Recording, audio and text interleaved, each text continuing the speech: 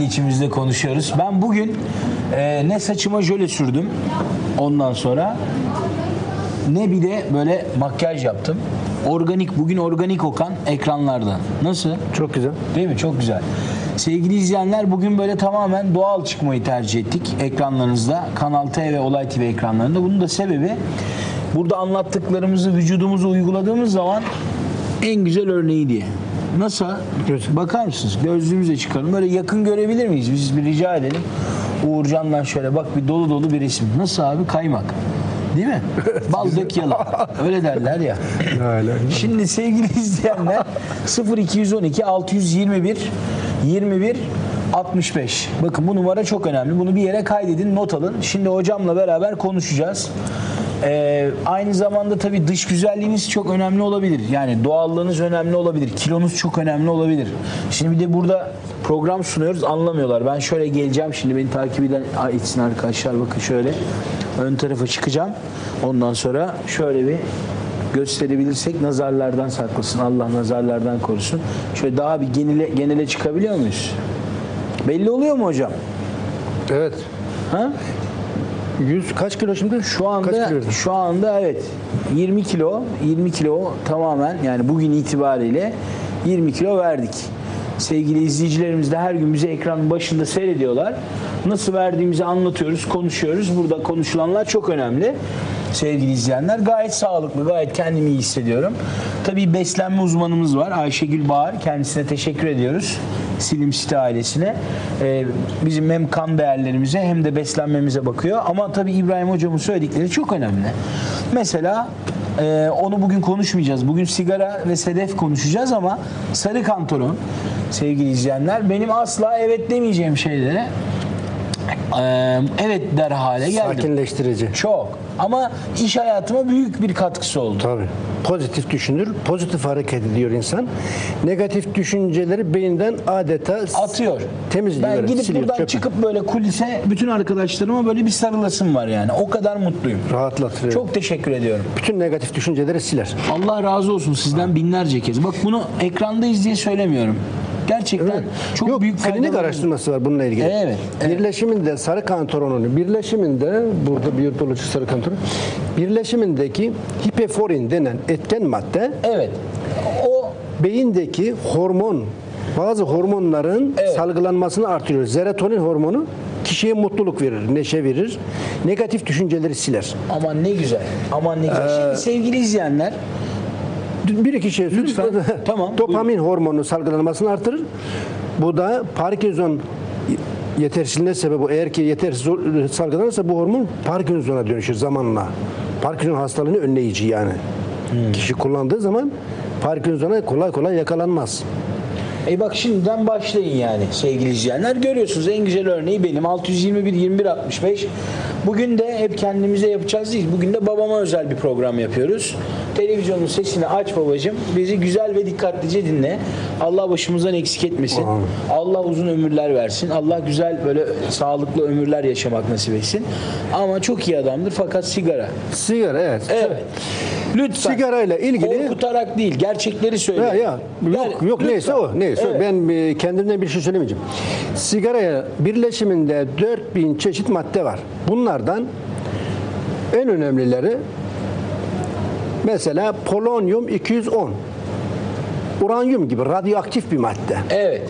Sigara ile birlikte akciğerlere yerleşen polonyum 210 çevredeki diğer hücrelere ışın yayıyor. Yani yavaş yavaş tahriş ediyor. 15 yıl.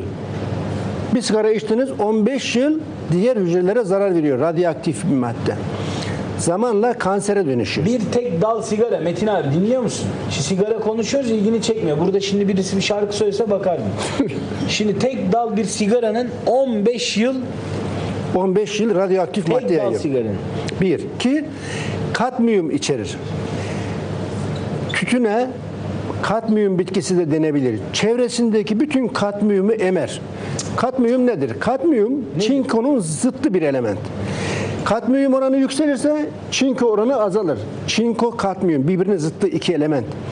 Sigara ile birlikte kadmiyum alırsa çinko oranı azalır. Azalırsa ne olur? Ne olur? Çinko 300 enzimün oluşmasında anahtar bir element. Çinko yetersizliği cinsel yetersizliğe sebep olur. Çinko yetersizliği tırnakların kırılmasına sebep olur. Çinko yetersizliği derinin incelmesine, çatlamasına sebep olur. Çinko yetersizliği damarlarının sertleşmesine sebep olur. Damar sertleşirse cinsellik de gider. Beyin gider, kalp gider. Bütün organlarda yağlanma, daralma, sertleşme, organlar sertleşir. Yani kadmiyum oranı yükseldikçe tehlike başlar. Hayat yavaş yavaş elden çıkar. Bir, karbon oksit içerir. Sigara ile birlikte kişi akciğerlerine karbon monoksit alır. Karbon monoksit oksijeni hemoglobinden 300 kat daha çok kendine çeker. Ne olur? Kişide oksijen oranı azalır. Oksijen oranı azalırsa ne olur? Hücreler beslenemez, dokular beslenemez, parmak uçları, özellikle ayak parmakları, el parmakları vesaire ekstrem kılcal damarlarda beslenme yetersizliği nedeniyle organlarda yavaş yavaş hücreler ölür. Kişide hafıza zafiyeti başlar. Cinsel yetersizlik başlar. Şeker hastalığını tetikler, karaciğer yağlanmasını tetikler. Böyle gençler sigarayı içiyorlar. Oh ne güzel ama ileride cinsel yetersizlik başlayacak, iktidarsızlık başlayacak. İleride problem doğacak, onu düşünemiyor. Allah muhafaza. Çok tehlikeli. Sigara içenin sonunda iktidarsızlık problem olacak. Hafıza zafiyeti olacak.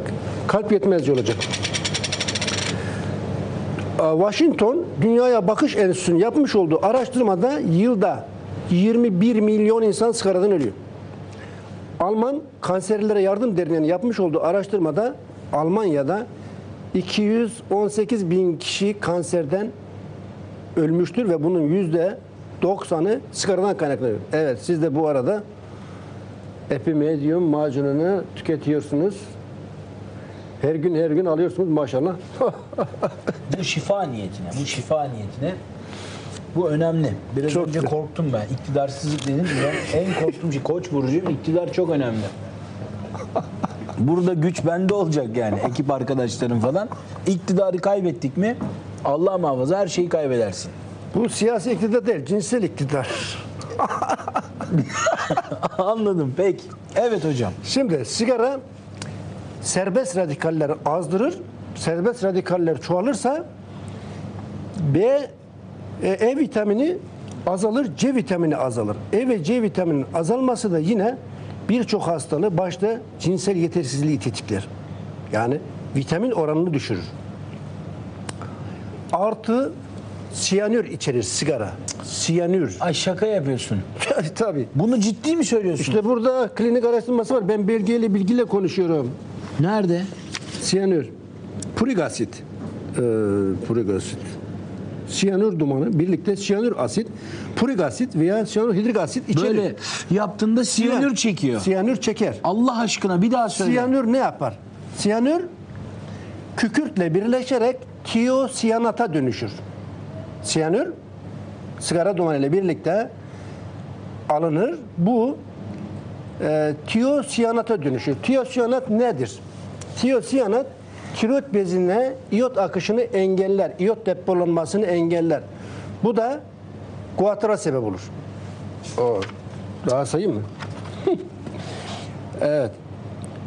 Sigaranın yan tesirlerini saymakla bitmez. Başta ileride zamanla kangrene sebep olur vesaire.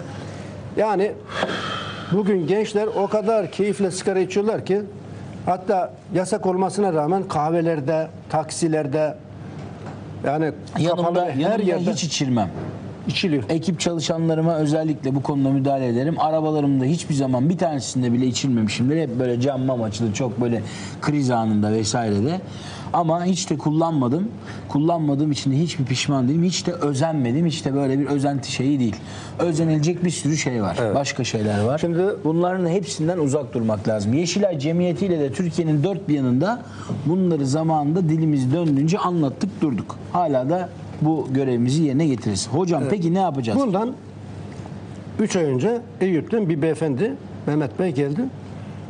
Her gün gece saat 3'te uyanıyor, öksürmeye başlıyor. Otomatik saat 3 tık başlıyor. Sabah horozu gibi.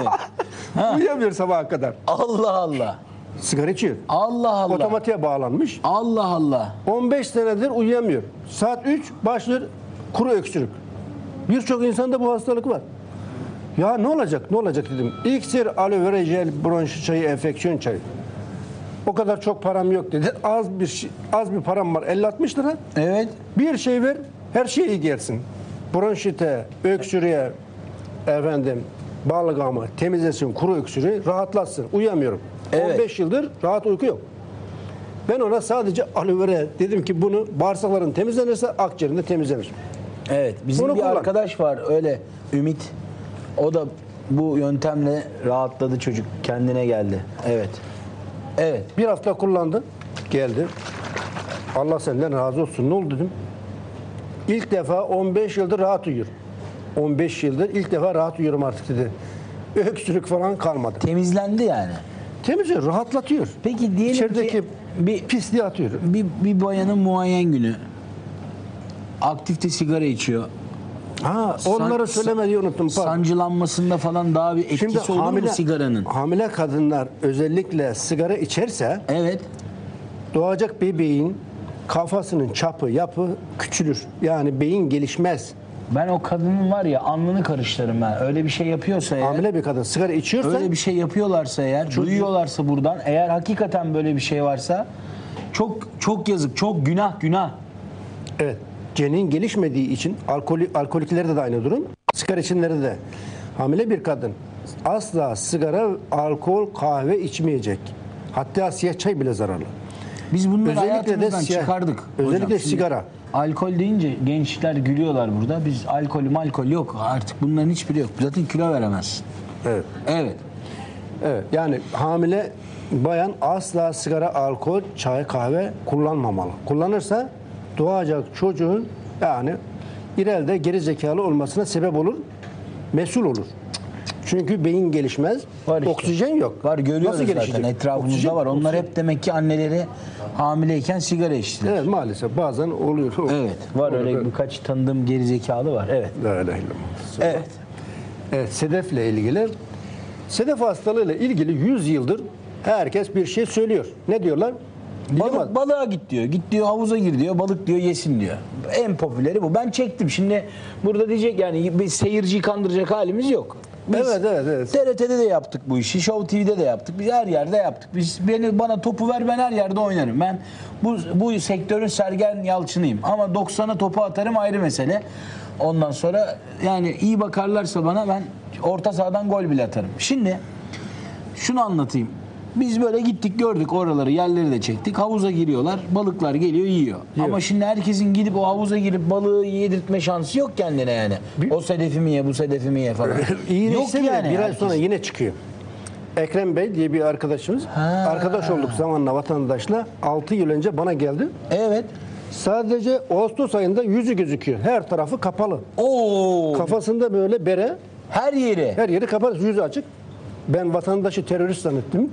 Elimi çekmeceye attım. O da anladı. Dedi ki Bismillahirrahmanirrahim. terörist falan değilim dedi. Ben hastayım. Ne hastası? Dedi ki sedef hastasıyım. İyi sedefsin de niye yüzünü kapattın bu sıcaklarda? Evet. Dedi ki kafam, vücudum, her tarafım yara. Aç bakayım şunu. Kafasındaki bereyi açtı. Kafasının üzeri bütün kerme kerme böyle tabaka tabaka Yani yara. akut bir Kronik sedef. Of. Dedim ya ne kadar büyük bir felaket. Allah korusun. Dedi ki sen asıl kollarıma, bacaklarıma, vücuduma bak. Adamcağız gömleğini çıkardı. At nalı kadar yaralar. İlk defa öyle sedef gördüm. Şaşırdım. Vücudun %80'i sedef. Dokundunuz mu? Yok canım dokunamam. Ha, yani tokalaşmayacağım çünkü sizle bundan sonra, o yüzden. Dedi ki çaresi var mı? Almanlar bununla ilgili bir krem üretiyor. Dedim ki Almanya'dan kremini getiririz ama ben para da istemiyorum. Yeter ki iyileş. Bir hesap yaptık. 60-70 bin lira. Dedi ki bir, param yok. İki, hanım sırtıma orama sürmez. Hanımı sevmiyor. Araları problemli. Evet. Ne olacak? Basit bir şey olsun, ucuz bir şey olsun. Hem basit, hem ucuz, hem iyileştirsin. İyi dedim. Ben buna iksir, tonik, sedef çayı, eksema çayı, enfeksiyon çayı verdik. 3 hafta sonra geldi, vatandaşın %80 vücudu iyileşmiş. 3 hafta içerisinde. Dedim ki inanamadım. Bağırsakları temizledik. Evet. 1. Cilde müdahale yaptık. Cilde. 2. Çay içiyor, bağırsakları temizliyor. Problem bitiyor. 3 hafta sonra vücudun %80'i iyileşmiş. Dedim ki ben de inanamadım. Kortizon mu kullandın? Yok dedi. Sizin ürünleri kullandım. Nasıl iyileştin bu kadar? Vallahi biliyorum. Böyle. Bu vatandaş tam 11 defa Sivas Kangal'a gitmiş. 11 defa. Evet. Her yıl iznini topluyor, Kangal'a gidiyor. Sivas Kangal'da bir ay rahatlıyor. Bir ay sonra tekrar problem başlıyor. Bütün izni her yıl 11 defa Sivas'a gitmiş. İyileşiyor, geliyor bir ay sonra yine başlıyor. Bizim ürünü kullandıktan sonra iyileşti. Bu da vatandaşa nasıl oluyor? Büroda çalışır, ofiste bir genç bayan gelip gidip aşkım, hayatım vesaire diyor. Çocuk da ben evliyim, çoluğum çocuğum var, beni rahat bırak diyemiyor, utanıyor. Kadıncağız gelip gidip diyor ki buna aşkım, sevgilim dokunuyor. Utanıyor, bu da çekiniyor, böyle psikolojik bunalıma giriyor. Ondan mı yapar Sedef? Tetikleyici. Bu da Müge Anlı'nın Tetikleyici. konusu. Bunu Müge Tetikleyici. Anlı'da konuşmak lazım. Evet. Aslında Evet. erkekler bayanları taciz eder genellikle. Burada da bayan erkeği taciz etmiş. Çocuk da Sedef oldu. Adam bunalıma girmiş. Her tarafından aniden sedef fışkırmış. Aniden. Biz ona iksir aloe vereceğiz. İksir aloe vereceğiz. Sedef çayı, enfeksiyon çayı. Hamdolsun iyileştirdik. Şükürler Hiçbir olsun. rahatsızlığı kalmadı. Şükürler olsun. Hocam çok teşekkür ediyoruz. Bu değerli bilgiler için, bu değerli 3 kitap için. Sigaradan nasıl kurtulacağız onu konuştuk. Sedeften nasıl kurtulacağız onu konuştuk. Epimedyumlu macun, bu çok önemli. İktidar ve cinsel hayat için. Ve tabii ki sarı kantaron. Siz de benim gibi, kadayıf gibi olmak istiyorsanız sevgili izleyenler, sevdiklerinizle güzel bir ömür geçirmek istiyorsanız sarı kantaronun gücünden faydalanın. 0212 621 21 65'ten Karı koca asla kavga yapmaz. Yapmaz. Sarı kantaron rahat. yapmaz. Bize bir Tartışmaz. huzur geldi, Münakaşa anlatamam yok. sana. Hiç münakaşa yapmazlar. Aa, ben böyle kedi gibi oldum. Evet. Koltuğa koy, böyle uyuyorum, İran kedisi. Hop tık düşüp gene koyuyorlar beni. Vallahi öyle. Çok teşekkür ediyoruz. Hürmetler. Bu güzel bilgiler için. Cumartesi akşamı İstanbul'da Halis Kurtça Kültür Merkezi'nde Enis Fosforoğlu Tiyatrosu'nun biliyorsunuz oynadığı bir oyun var. Şıp Sevdi. Sevgili İlhan Daner tiyatrocu abimiz biliyorsunuz kötüler tarafından dolandırıldı. Bir borç yaptı. O gecenin bütün katkısı da İlhan abimize gidecek. Ondan sonra ve biz o gecenin davetlileri vardı bizde zaten. Dostlarımızla da paylaştık. Hep beraber gideceğiz. Güzel bir akşam geçireceğiz. İbrahim hocam da geliyor. O da bizimle beraber. Belki hani siz hepimizi bir arada görmek istersiniz değil mi hocam? Şöyle. Ondan sonra İbrahim hocam, ben, ekip arkadaşlarım gideceğiz hep birlikte. Oyun seyredeceğiz. Çok teşekkür ediyorum. Hürmetler. Çok sağ olun, var olun. Ayaklarınıza sağlık. Efendim bitki laboratuvarımızdan ayrılıyoruz.